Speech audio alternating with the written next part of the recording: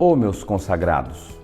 Vimos anteriormente que a condenação para alguém que julga está na hipocrisia, na régua de injusta medida e falsidade com que o hipócrita usa.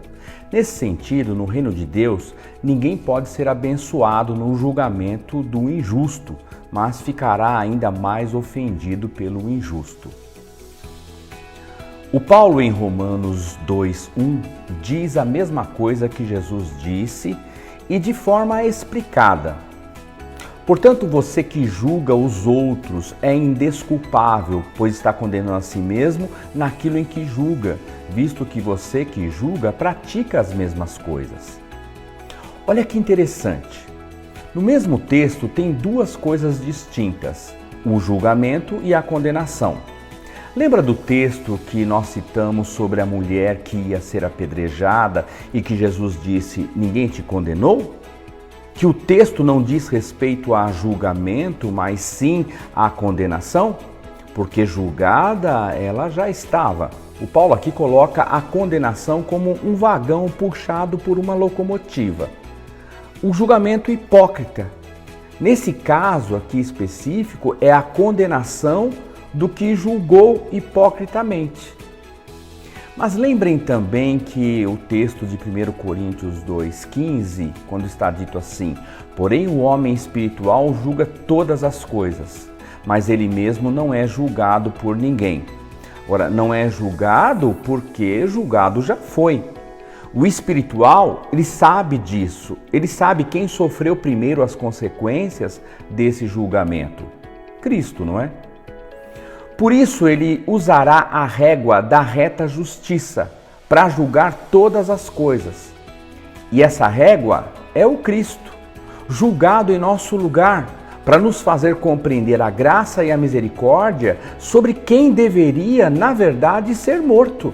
Eu e você, não é? Condenados sem apelo. O homem espiritual só pode ser espiritual se sabe disso. Nesse olhar de Cristo sobre nós e em nós, sabemos o que e como devemos julgar. Isso faz parte das manifestações do Espírito na igreja, que é discernimento de espírito, lá de 1 Coríntios capítulo 12. E pessoas podem estar sob influência e até sob possessão de variedades de espírito. Como não julgar isso? Segundo lugar, devemos julgar profecias. 1 João 4:1. Mas de onde vêm essas profecias? De um pé de alface? Do rodapé de alguma parede? Quando a gente julga profecias, estamos automaticamente julgando a ação de um profeta, se é falso ou verdadeiro, não é? No entanto, as suas intenções e motivações só dá para julgar com outros dons no corpo de Cristo, que é palavra de conhecimento e palavra de sabedoria, lá de 1 Coríntios 12. No conhecimento, nós analisamos e julgamos a experiência, e na sabedoria, nós aplicamos o conhecimento com justa medida, inclusive sobre o profeta. Terceiro lugar, nós devemos também julgar doutrinas. Com isso também os doutrinadores, ora. 1 Tessalonicenses 5:21 diz, julgai e examinai tudo e retende o que é bom. Quarto lugar, julgar pessoas que vivem na prática de pecados sem arrependimentos. Lá em 1 Coríntios 5:12, lá está dito sobre um rapaz que estava dando uma pissuída na mulher do pai dele, a sua madrasta. Um caso seríssimo na igreja lá de Corinto. Isto dá mãos ao que está dito lá em Mateus 18, do 15 ao 17. Ora, se o teu irmão pecar contra ti, vai e repreende-o entre ti e ele só. Se te ouvir, ganhaste o teu irmão. Mas se não te ouvir, leva ainda contigo 1 ou 2, para que pela boca de 2 ou 3 testemunhas toda a palavra seja confirmada. E, se não as escutar, dize-o à igreja. E se também não escutar a igreja, considera-o como um gentio e publicano. Se isso não for um julgamento, o que é? E olha as implicações disso nas etapas, nas diferentes instâncias usadas ali. Falar com o irmão, depois levar mais um ou dois e finalmente levar para a comunidade dos cristãos. Então, que história simplista e escapista é essa do não julgueis? Julgar é isso. Exercer juízo sobre alguma coisa ou sobre alguém praticando injustiças. Jesus explicitamente fala para quem não julga lá em Lucas 12:57. Ele diz: "E por que não julgais também por vós mesmos o que é justo?"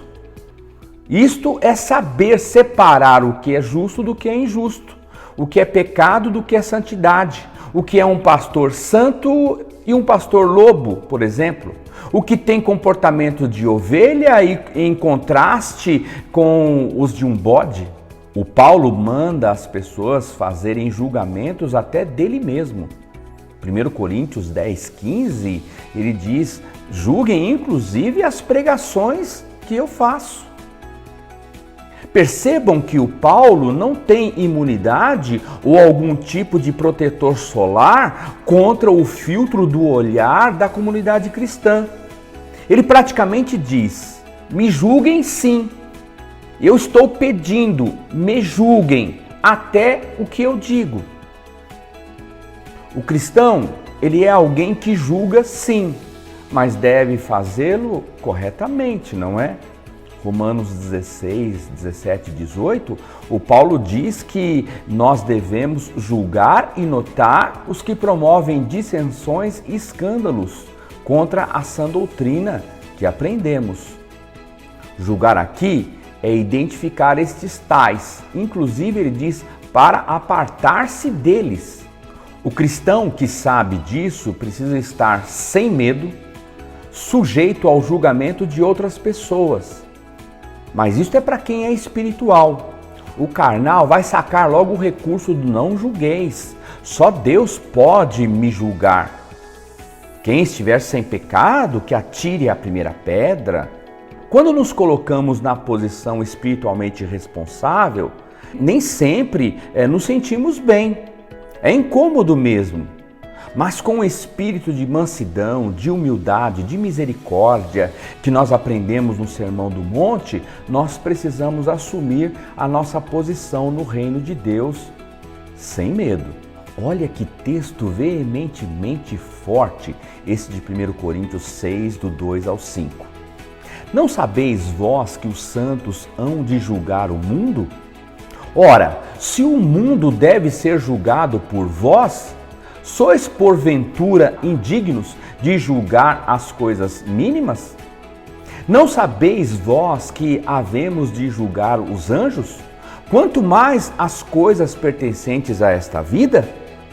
Então, se tiverdes negócios em juízo pertencentes a esta vida, pondes para julgá-los os que são de menos estima na igreja.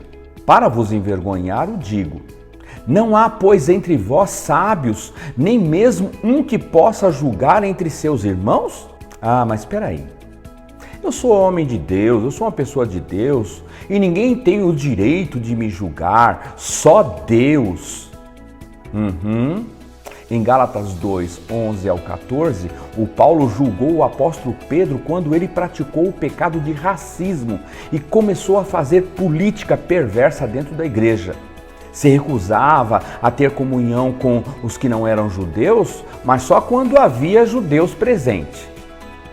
O texto diz que o Paulo resistiu a Pedro na face, porque se tornara repreensível.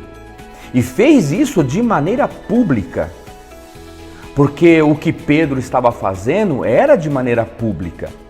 Se o pecado tivesse sido no âmbito particular e privado, não poderia ser assim. Teria que ser no particular e no privado. No entanto, manos, todo julgamento deve ser feito à luz do que já estudamos no Sermão do Monte, com cautela, sem precipitação, com justiça, com mansidão, com brandura, com misericórdia, no tempo certo. 1 Coríntios 4, 5. Finalmente, todo juízo deve contemplar o caminho do perdão, porque toda lei julga, todo amor julga e perdoa. Olha quantos textos lhes apresentei sobre a necessidade de julgamentos. Julgue-me, portanto, à luz desses mesmos textos. Deus os abençoe.